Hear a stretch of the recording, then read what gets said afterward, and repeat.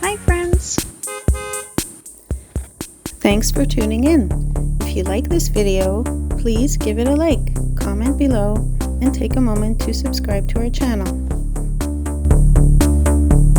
Sainte-Luce is a charming little village nestled along the shores of the St. Lawrence River, in the beautiful Gaspé Peninsula, Quebec.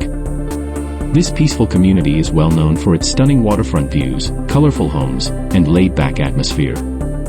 One of the highlights of Sainte-Luce is its lovely boardwalk. It stretches along the bay, offering breathtaking views of the water. As you walk, you'll notice unique wooden sculptures created by local artists, and signs sharing fascinating stories about the area. There are also plenty of spots to sit, relax, and enjoy the sea breeze. Behind the village's small church, you'll find a Celtic cross that serves as a memorial for the tragic shipwreck of the Empress of Ireland. This event in 1914, just off the coast, remains one of Canada's worst maritime disasters, with over 1,000 lives lost.